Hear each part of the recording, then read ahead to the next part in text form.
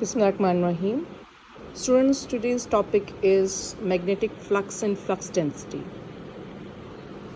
आज के टॉपिक में हम ये बताएंगे कि मैग्नेटिक फ्लक्स क्या होता है. तो सबसे पहले तो flux is a Latin word. It's a Latin word जिसके मायने होते हैं फ्लो. किसी भी चीज़ का फ्लो, जिसके हम फ्लो के बारे में बात करेंगे, उसको हम कहते हैं that is called the flux. और ये एक लैटिन वर्ड है. तो मैग्नेटिक फ्लक्स का मतलब है कि हम यहाँ पर मैग्नेटिक फील्ड लाइंस के फ़्लो की बात करेंगे. सो उसको हम डिटेल से डिस्कस करते हैं. हम कहते हैं कि number of magnetic field lines यानी quantity of magnetic field lines जो कि पास करेंगी किसी भी सर्टेन एरिया में से, उसको हम कहेंगे that is called the magnetic flux. यानी हमने नंबर बताना है कि कितनी नंबर ऑफ़ जो लाइंस हैं वो पर्टिकुलर एरिया में से पास कर रही हैं. अब फॉर एग्ज़ाम्पल ये एक एरिया है और ये इसका जो आपको नॉर्मल डायरेक्शन में नज़र आ रहा है, this is the vector area. ये एरिया है. Area is the scalar quantity and this vector area is the vector quantity.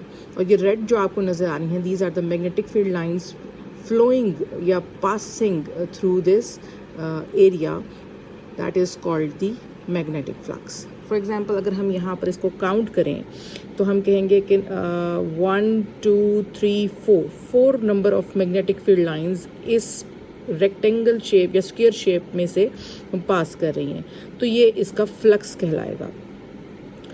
तो हम इसको और भी तरीके से डिफ़ाइन कर सकते हैं मैग्नेटिक फ्लक्स को कि ये डॉट प्रोडक्ट होता है या स्केलर प्रोडक्ट है between the magnetic field lines and the vector area. So the magnetic field lines and vector area के दरमियान जो स्केलर प्रोडक्ट है उसको हम डॉट से शो करते हैं. और हम जब इसको ओपन करेंगे तो ये यहाँ पर कॉस थीटा जो है वो एंगल रिप्लेसमेंट आएगी इस डॉट की बजाय. ये हमने डिटेल से इस चीज़ को फर्स्ट ईयर में पढ़ा हुआ है.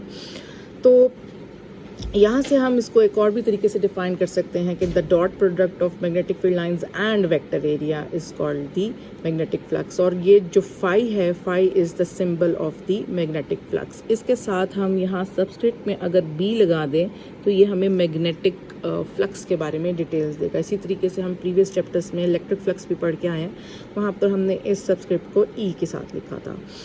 सो ये आपको नज़र आ रही हैं. और अगर मैं कहूँ कि calculate the number the magnetic flux through this particular area, तो हम काउंट जैसे अभी हमने किया तो हम यहाँ पर लिखेंगे कि फाई की जो वैल्यू है यहाँ पर 4 number of magnetic field lines 4 number of magnetic field lines इस पर्टिकुलर एरिया में से पास कर रही हैं. तो ये इसका मैग्नेटिक फ्लक्स कहलाएगा. यूनिट क्या होंगे मैग्नेटिक फ्लक्स के?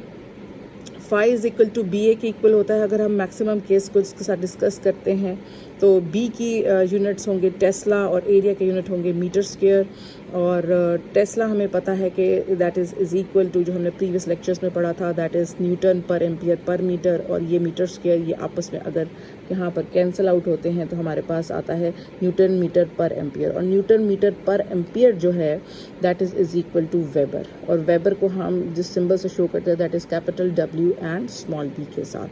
And weber is equal to newton metre per ampere and it is equal to tesla metre square. ये सब के सब यूनिट्स किसके हैं? That is the unit of magnetic flux. कुछ केसेस हैं जहाँ पर हमने orientation of area and magnetic field को डिस्कस करना है कि when magnetic flux is maximum and when magnetic flux is minimum या ज़ीरो. उसके लिए हम जो ओरिएंटेशन यहाँ पर डिस्कस करेंगे कि अगर हम मैग्नेटिक फील्ड लाइंस और वेक्टर एरिया, अब वेक्टर एरिया और एरिया का डिफरेंस मैंने आपको ऊपर बता दिया है. एरिया इज़ दिस जो आपको शेप नज़र आ रही है, दिस इज़ द एरिया.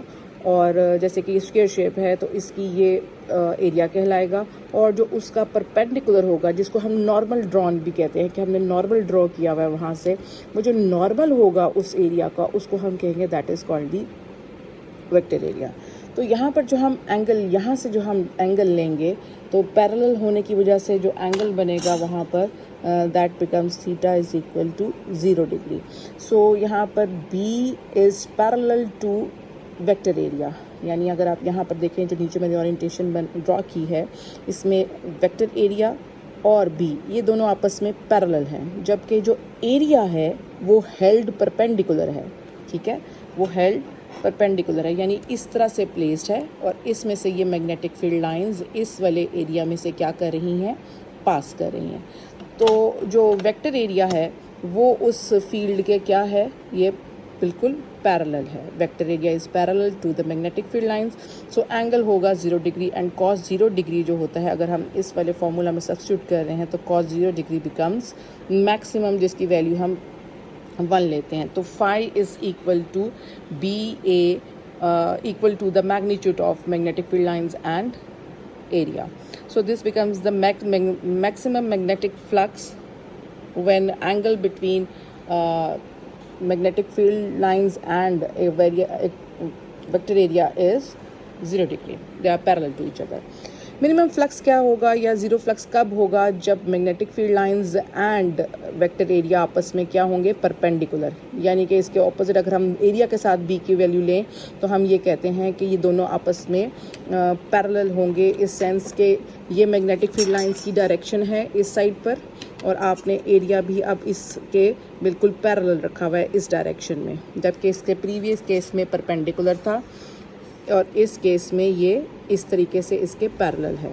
और जब इसके पैरेलल होगा तो तब एंगल जो है वो between the magnetic field lines and vector area जो है वो आप देख रहे हैं कि परपेंडिकुलर बन रहा है, तो उस केस में जो एंगल होगा दैट बिकम्स 90 डिग्री, और 90 डिग्री की वैल्यू आपको पता है that is equal to minimum होती है 0, और जब हम इस इक्वेशन में सब्स्टिट्यूट करेंगे तो हमारे पास फ्लक्स की वैल्यू मिनिमम आएगी, दैट इज़ इक्वल टू 0।